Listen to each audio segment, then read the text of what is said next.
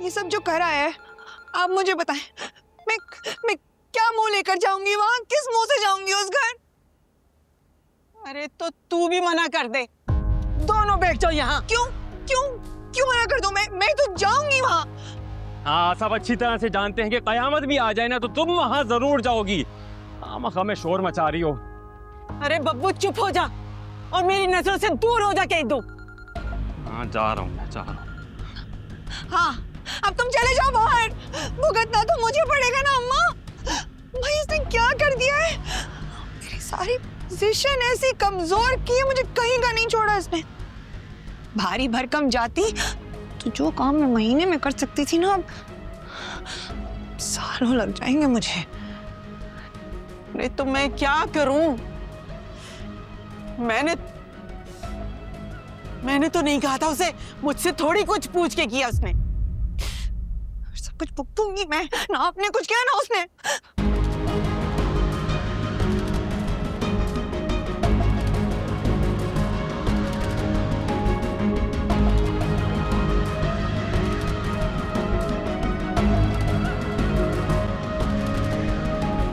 Hello.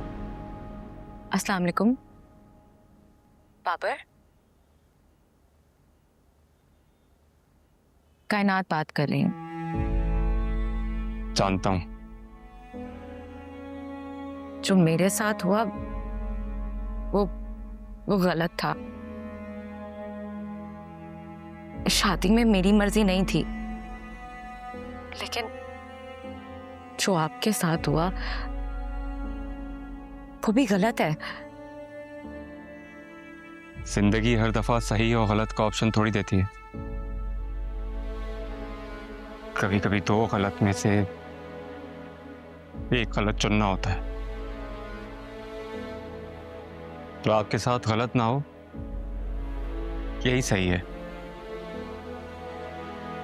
आप बहुत अच्छे इंसान हैं, लेकिन मैं क्या करूं? मुझे कोई और पसंद है। मैं आपसे बहुत शर्मिंदा हूं। आपने यूं सब अपने ऊपर ले लिया, मुझे बिल्कुल अच्छा नहीं लगा। आप खुश रहे, ये मुझे अच्छा लगेगा। खुदा हाफिज।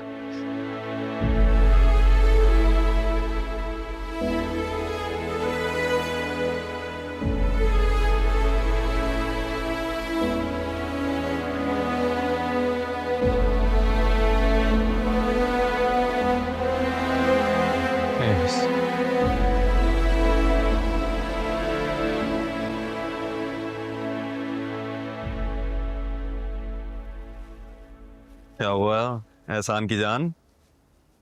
तुमने तो फोन किया ही नहीं। हुसन के पास से बताया नहीं कि तुम्हारे घर में क्या हो रहा है? कहो तो अम्मी को लेके आ जाऊं। नहीं, अभी नहीं। अभी घर में कोई बात नहीं। उसके बाद अभी तो सब बैठे हैं। देखो क्या बात होती है, फिर मैं तुम्हें बताती हूँ। अब क्या बात होनी है? तो बात खत्म हो गई ना वहां से। हाँ, लेकिन मेरा बहुत दिल घबरा रहा है बहसान। एक अजीब सी बेचैनी हो रही है कि घर इतना खामोश हो गया है। मुझे इस खामोशी से बहुत डर लग रहा है। परेशान मत हो, तुम और मैं अलग नहीं हो सकते। हमने एक होना ही है।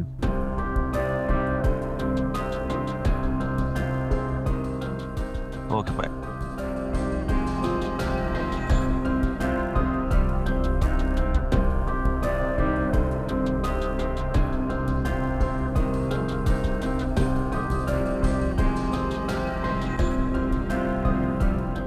भाई लाइट तो ऑन कर दो यार, खुदा का वास्ता है।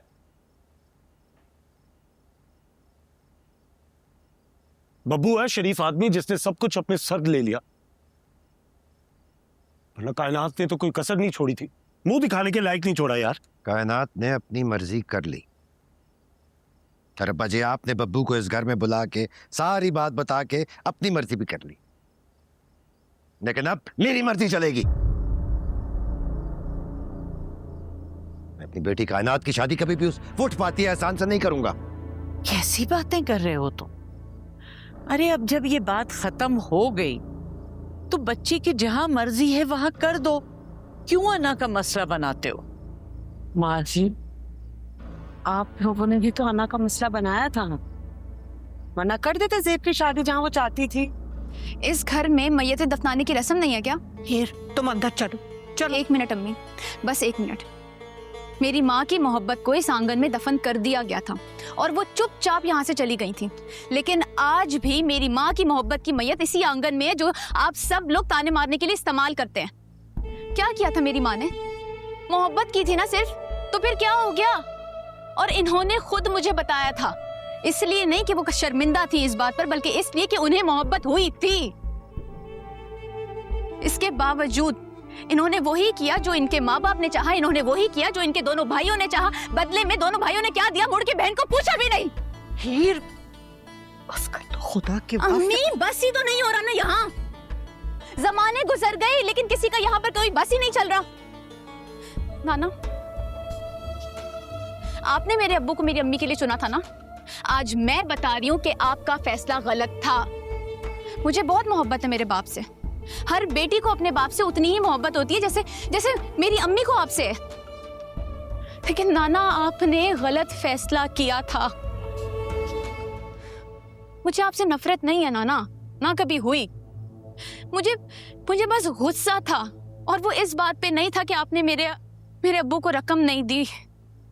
मुझे बस इस बात पर गुस्सा था कि जब आपने अपनी बेटी के लिए एक गलत फैसला कर ही लिया था तो फिर अपनी बेटी के साथ खड़े भी तो होते ना नाना। लेकिन आप सब ने हमेशा मेरी माँ को सिर्फ एक ही ताना दिया है, और वो ये ताना दिया कि उनका शौहर नाकाम था, जबकि इनकी जिंदगी में आया भी वो आप लोगों के फैसलों की वजह से ही था। बस अब एक लफ्ज और नहीं। चलो अपने नाना से माफी मांगो।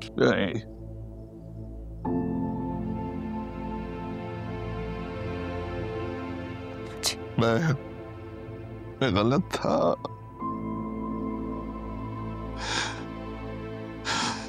मैंने ज़ेब की शादी का फैसला गलत किया था। शादी के बाद इस घर से निकालने के बाद इस घर में ना लाने का फैसला भी गलत था। कहीं पे कोई हंसता है, कहीं पे कोई रोता